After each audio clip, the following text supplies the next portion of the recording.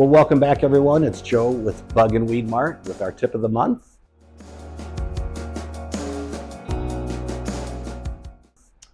This month, for all you lawn mowing, grass growing homeowners out there, you probably have weeds this year, right? So as you know, we sell a ton of weed killers.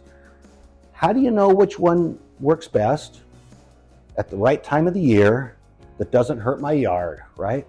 So a couple of things we want to talk about. One is temperature, really important.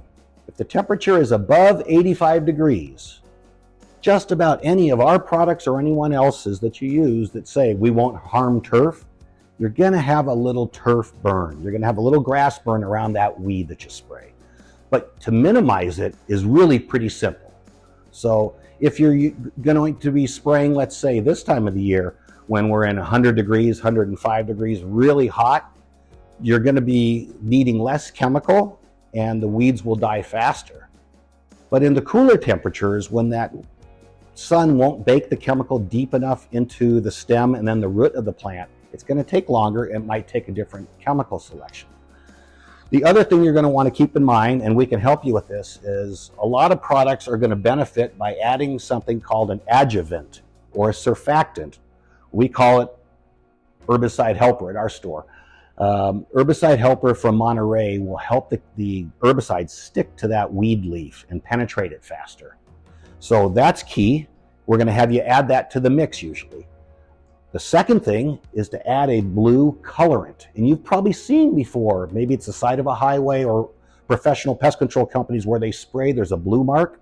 That blue mark only lasts for about a week. In grass and rocks, maybe even less. But that blue shows you exactly where you spray. So you know, am I spraying my grass or am I spraying the weed? So we have ready to use products, but most of our products that we're gonna recommend for your best value are gonna be mixed with your surfactant and your dye in a pump-up sprayer. And I'm here spraying some post-emergent. And I've actually got a really strong blend. I've got post-emergent as well as a little bit of a ground sterilant from areas where I won't have desirable vegetation nearby. I'm going to spray some weeds in the rock here, but I thought we'd talk a little bit about some of the things that you want to think about when you're spraying for weeds, but post-emergent. So number one, like I'm doing now, is I'm using a pump sprayer and I'm using gloves. So I'm spraying some spurge weed here, and you can see, look what's coming out, it's blue. And that's not a specific spray, no, that's something you add to your spray, called a marking dye. And that marking dye is super helpful because in a few days when you come out to look for weeds and what's killed and what you missed, it's really easy to identify both of those. So we're gonna go beyond the spurge here. I see a couple other weeds. And as you can see, I'm just doing a little bit to try to get the leaf of that plant a little bit blue. That's all it needs right there. The dye itself won't last long. It'll only last for 5 to 7 days or so, and then the coloring's gone. So a great way to see where you're spraying.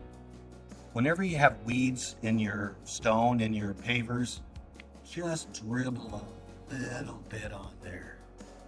It's really all you need. It will still come off. It'll fade away. You won't have that dye forever there. But, whew, all right. We are done spraying for weeds. That wasn't very hard. And we're going to remember that it takes a couple days for the weed killer to kill all the weeds. Some will be killed pretty quickly. Some things might take a second application. Whatever the case, if you have questions, we want you to stay in touch with us. Let us know what's going on during your treatment. We're here to help, and we're here 5 days a week. Thanks.